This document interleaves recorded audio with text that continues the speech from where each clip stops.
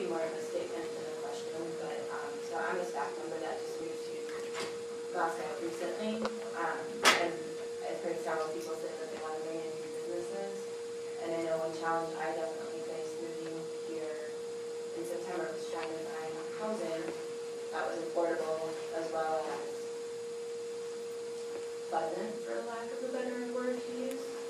So I guess it's definitely a concern as a new person to the city, and I'm wondering if that is in your domain or concerns about that. I'm happy to respond, if I may. That's a very good point. Just an hour or two ago, I interviewed a prospective new volunteer commissioner for the city of Moscow. We have a fair and affordable housing commission. The city, with the support of the city council, recently authorized funding to develop a community housing development organization, a CHODO, so-called, to help promote truly affordable housing. We also had a green-built workforce housing project that went in just this last year and had a ribbon cutting.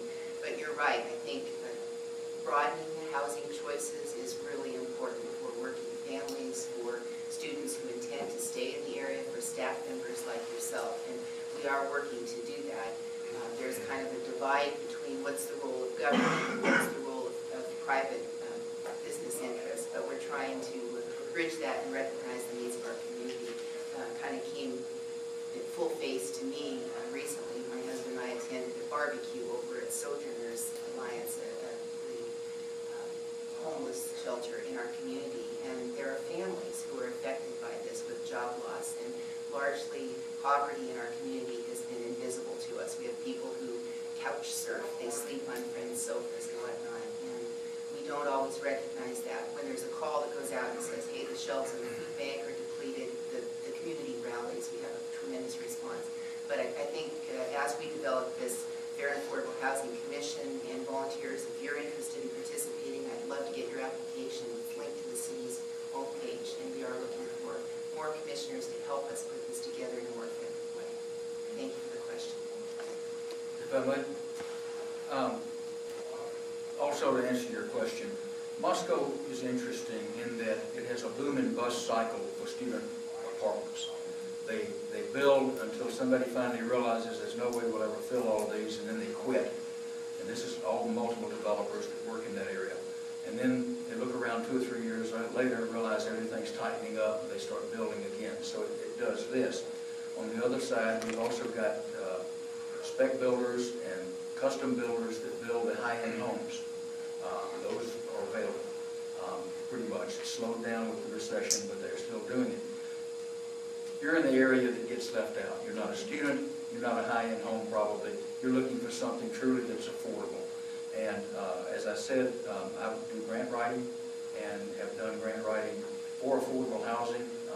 I've worked in the affordable housing business since 1981 and have also done funding for infrastructure to go with some affordable housing here in Moscow, a couple of projects. So it is a need, we recognize it, and I think you're absolutely correct. The city needs to keep that in mind, not just talk about bringing in business or starting up businesses or economic development without realizing there are other things that are needed as well. When I moved here in 1981, there were about 5 houses to choose from to buy in Moscow, literally. Everything east of Mountain View Road didn't even exist. Part of the White Avenue past Safeway area, the Planning and Zoning Commission worked with the developers there in trying to develop smaller houses on smaller lots or duplexes or mixed use, having some duplexes, some multiple families, some single family housing to try and do that, but the cost of putting in the roads and the sewers and everything is just horrendous.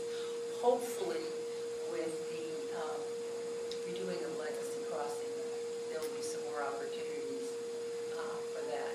But I hear you. I have kids who live here and with my grandkids, and I can't afford any of the houses now. If I hadn't bought what I did years ago. There's as long as we're going down the line here, just a comment about that, what could be done. One of the ways to get a little more density without ruining neighborhoods and get fairly inexpensive housing is to have, people who have garages.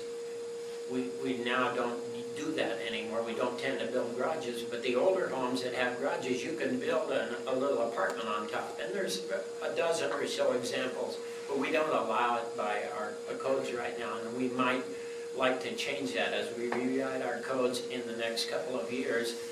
It's a great way to have somebody, a teenager, an older person, a single person in town who needs an economic place, a little apartment over a garage is a great way to get better density and get inexpensive housing, and something that I'd like to talk about. Most people aren't so excited about it, to be honest with you, but it's worked in many cities around the country. And it works because if you get 5 students that rent a house across from my place, sometimes it isn't as well taken care of as you'd like it. But if you just had 1 or 2 students that are living in a little apartment, then the owner is still in control. So there are some ideas out there that we could work on that don't mean great clumps of apartments. And as just a quick asterisk, a lot of people in town say, oh, they would rather only have single-family dwellings, and what Nelson's talking about is a neighborhood that still looks like a neighborhood, and people forget that our big mansion in town, the day mansion, is actually a triplex. The ballroom is an apartment, the carriage house is an apartment, but it still looks like a mansion. So if I understood your statement right, you said you were finding a problem with affordable renting, is that correct? Right, and, no offense to all my students that I love, I don't party, so, but every time I'm partying, so also finding someplace that's, I'm single in my 30s, so finding a desirable location as well. So affordable and desirable, and There's, I don't know how else to express that. there's other options too, I'm sure, but everybody is aware of the first-time home buyer's credit that's in effect. And at the radio station, I work with some clients who are building, and with interest rates low, it's possible for people to think that I can't buy a house when they really can. It may not be the biggest thing, but the first house that I bought was $20,000. I paid $200 down, and my payments were $125. And so they're out there. Green Acres out here has a special project that they have going for people that can't afford, a huge house. And yes, it's subsidized, but it's for people that are lower income, and they seem to be doing a very good job with it too. So there's lots of other options out there.